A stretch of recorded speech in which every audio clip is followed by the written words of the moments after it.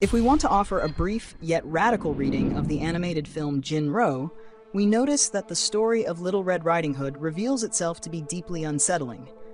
The plot is the classic one, only without the hunter, therefore a version without justice.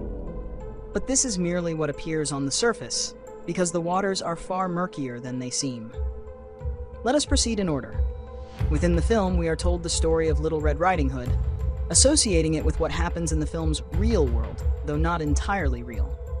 In short, the wolf arrives first at the house of the mother, not the grandmother.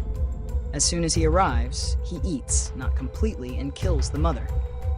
Now, when Little Red Riding Hood enters the house, she says she is hungry and thirsty, and ends up eating and drinking from her own mother. And here we must pay attention. She is warned by animals or spirits of the horror she is committing. Yet, trusting the wolf disguised as her mother, she eats and drinks. This is where it becomes truly horrific, because it almost seems as if she knows what she is eating and drinking. Thus, Jin-Roh reveals and situates its most disturbing core.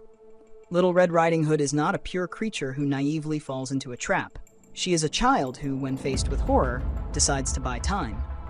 It almost seems that she eats while manifesting innocence, or disbelief in reality. In a certain sense, we find ourselves in a form of fetishistic disavowal. I know very well how things stand, but perhaps this dynamic is also revealed in the characters within the film. We notice how Kei and Fuse are both figures who inhabit that same zone of suspension. Kei knows she is inside a trap.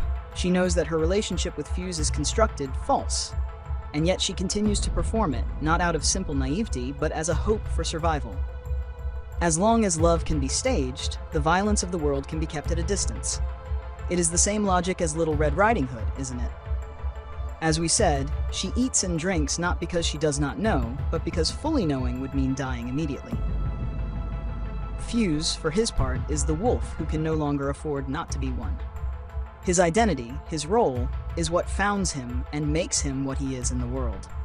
The apparatus has already transformed him into a machine.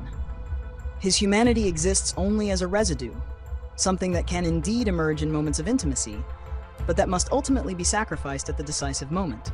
Just as in the fairy tale, the wolf may speak like a mother, but he remains a wolf. And sooner or later, well, he must eat. The true tragedy here is that there is no behind the deception. There is no point at which we stop performing and finally begin to be authentic. Emotions, after all, as Freud taught, are all deceptive. Only anxiety shows the way. In conclusion, the fairy tale closes without a moral, without a lesson, and we spectators are left with the only question the film leaves open. How much of what we call life is nothing more than a long, silent staging, meant to buy time before we are devoured?